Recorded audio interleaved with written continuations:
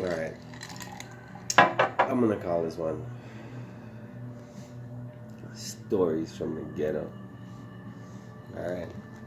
When people ever hear about, the ghetto is hard. The ghetto is a motherfucker. The ghetto is rough on all the sides, but the ghetto is beautiful if you can find it. You'll find some fucking diamonds in the ghetto. You also find some sharp fucking objects in the fucking ghetto. I grew up in the ghetto. You understand? And most people think I'm the nicest person because it takes a person who's seen some really dark shit to actually be a nice person. You understand? To see the difference and, do the opposite. To see all the dark and then do the other thing. You know what I mean? This is a story from when I was a kid, when I used to live in the ghetto. I was at school one day. And then I was at school. It was about 5 minutes before lunchtime. My school was, I grew up in, let me just backtrack. I grew up in Kingston, Jamaica. And when you hear about Kingston, Jamaica, I grew up on Bay Farm Road. You understand? Bay Farm Road is like the highway in my part of the ghetto, because you have Bay Farm Road from the top, you have like Trinidad Road, Barbados Road, and all the way down, and a little bit like a little bit down the street you have Jamming Studio. You understand? If you ever hear about anybody who ever made music in Jamaica, Jamming Studio is down the road, like on Bay Farm Road. But this is where I come from, and I went to school up at like the next part called like Balcom Drive. This is close by places. If you know of like ghetto, you hear about the Gully Bank and them kind of place. They're like, it's some hard places to live. You understand?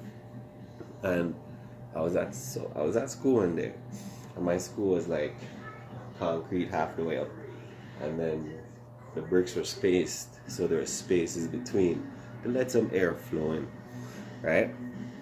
And I was about 11 or 12 at the time, and I was on the upstairs in my class, and it was a little bit before lunch. I'm a little bit antsy, looking outside, and seeing what's going on, like talking to the brethrens and thing. So there's a brethren on the ground, like a man just sitting down, and he's eating, like, we used to call these things box food. It's just like nowadays it's more or less like a styrofoam container with food and shit, but in Jamaica it was just like a fucking folded box back in the day. You cover that shit, you put like some white rice and curry chicken or curry chicken back. What the fuck it is in there? Like, just call it fucking box food. Whatever the fuck is in it, doesn't matter. It was in a box, it was called box food, basically. So he was just sitting there eating one of them things.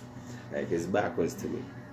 Like, say, if my school was like, if I'm looking at the dude, my school will be behind him, right?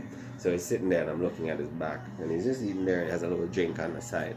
Just going about his thing, just, it's not like one of those areas where it's like one fucking school and there's nothing else around. There's like fucking houses and shit. Like, it's the ghetto, so you have like things in close fucking proximity, right? Little shops and all that kind of shit. So, and because you had my school, and there's like a little road, and there's like little fucking, we used to call them like fucking zinc houses and things. So his brethren was sitting on the side there eating his food, and then I looked out, and then like next time I looked out, there was a next brethren. He was sitting on a bicycle just talking to the dude, and didn't see anything like anybody making any aggressive moves. Nobody was shouting anything, and like, it's just there. Like, bells almost ringing, and looking at the brethren, like, yo, boom, I'm like, time to go for lunch and thing.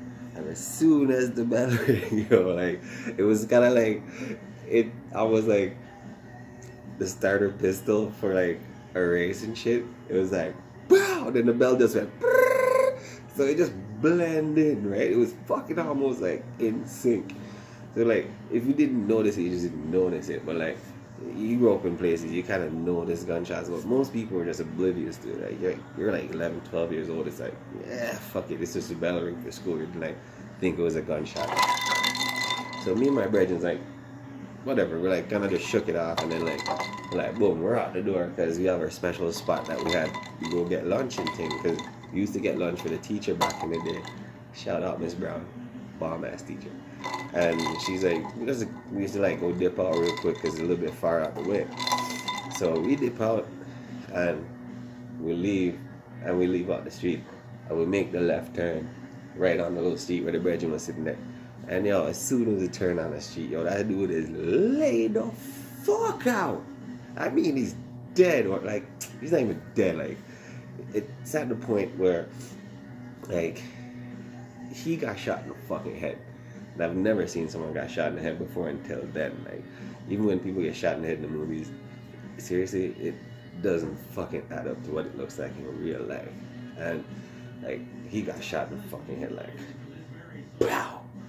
Right, and like fucking, like, he was just there on the ground. I'm telling you this, one of the most disturbingly disgusting thing in life, oh my god, is this. I've seen rotten things and I've smelled disgusting things and things that make turn your stomach. The most disgustingly disturbing thing I ever seen in my life is a human body fight for life when the brain's dead. I want you to think about that. It's like turning off the computer, but all the fucking buttons on the keyboard are like fucking still doing this. Seriously? Like, he got shot in the head, and he was at the point where his brain was fucking done, because like there's a fucking hole here and fucking brain was coming out of this part, and there's a fucking hole here and brain was going out of this fucking part, and he was just there on the ground, and like we're just walking up to this, and like he was at the point where like his body's starting to tense up because like the brain's not regulating any bodily function. It was like this, like fighting like shit, just holding on. Like, I don't know, it was his body just trying to stay alive. His brain was fucking dead. And we're walking past this, and we're like, yo. I'm like, holy fucking, like, shit, man. Like, seriously, like, holy fucking shit. And yo, they're like, yo, we're like, boom, it's the ghetto dog. And we just, boom, walk past this. And I'm like, boom, went to go grab lunch.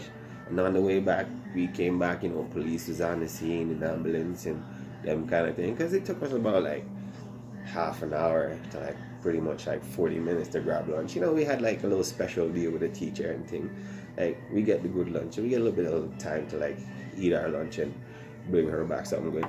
So like, you know, we took her a little time, and like, we're there, we're walking to the place, and we're like, Bridging. It was just like almost like a quiet moment for a little bit. Then it was like, Bridging, what the fuck? And I was telling the man, so I'm like, yo, like, I don't know, man. I was like looking outside, and boom, bam, 2 2s. And the man's like, yo. Yo, I showed him, like, my dad even dead. And I was like, holy shit, man. Holy fucking shit.